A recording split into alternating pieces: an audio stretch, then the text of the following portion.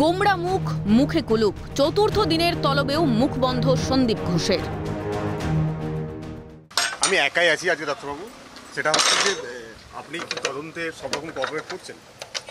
হ্যাঁ, ওই বিল্ডিংটা ভেঙে দেওয়ার অর্ডার কে দিয়েছিল? আপনিই দিয়েছিলেন, যেটা আপনার বিরুদ্ধে বলা হচ্ছে। এভিডেন্স ট্যাম্পারিং করার অভিযোগ উঠছে আপনার বিরুদ্ধে। কিছু বলবেন ডাক্তারবাবু? কিছু বলছেন না কেন? প্রতিদিন আপনাকে জেরা করা হচ্ছে, আপনি এভিডেন্স ট্যাম্পারিং করছেন সন্দীপবাবু। মনে পড়ছে 17ই আগস্টের সন্দীপ ঘোষকে। দ্বিতীয় দিনের তলবে হকচকিয়ে সংবাদ মাধ্যমের কাছে কাকুতি মিনতি করেছিলেন আরজি করের প্রাক্তন অধ্যক্ষ। আর এটা পুরো আন্ডার ইনভেস্টিগেশন আছে, সেজন্য আমি কিছু বলতে পারবো না। বাট আপনাদের কাছে একটা সবিনয় অনুরোধ, প্লিজ রিউমার স্প্রেড করবেন না। আমাকে আরেকটা যেটা আমি দেখলাম কিছু মিডিয়াতে, যে সঞ্জয়কে সঙ্গে নিয়ে বসে, এগুলো কিন্তু পুরো ভুল। ঠিক 24 ঘন্টা পরই তেড়ে ফোড়ে পেশি শক্তি প্রয়োগ করতে দেখা যায় সন্দীপকে। আপনি বলুন, বলছি এটা ভেঙে দেওয়ার অর্ডার আপনি দিয়েছিলেন কেন? বাবা ছাতা ভেঙে গেল, এই ছাতা ভেঙে গেল। আপনি বলুন,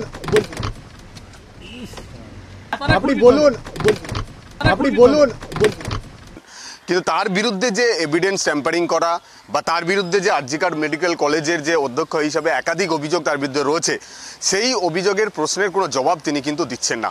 কেন তার বাড়িতে কলকাতা পুলিশের নিরাপত্তা থাকবে, সেই নিয়েও কিন্তু প্রশ্ন উঠছে। আর চতুর্থ দিনেও সিএনএর প্রশ্নের মুখে কুলু পেটেই রইলেন তিনি। সূত্রের খবর, বয়ানে বারবার বদল করছেন সন্দীপ ঘোষ। প্রাক্তন অধ্যক্ষকে জিজ্ঞাসাবাদে উঠে এসেছে এক প্রভাবশালীর নাম। তদন্তের স্বার্থে নাম গোপন রাখছেন আধিকারিকরা। দফায় দফায় কেন তাকে ডাকা হচ্ছে, কেন জিজ্ঞাসাবাদ করা হচ্ছে? কারণ তার বয়ানে একাধিক অসঙ্গতি, বয়ান পরিবর্তন করছেন। এতদিন আরজি করের অধ্যক্ষ পদে থেকে এত দুর্নীতি অপকর্মের অভিযোগ থেকে দায় এড়াতে পারেন সন্দীপ ঘোষ? সিবিআই গেরোয় আটকে সন্দীপ ঘোষ। ক্যামেরায় নিখিল দাস ও শুভময় দাসের সঙ্গে মফিজুল ইসলাম ও মেঘা রায়ের রিপোর্ট, ক্যালকাটা নিউজ।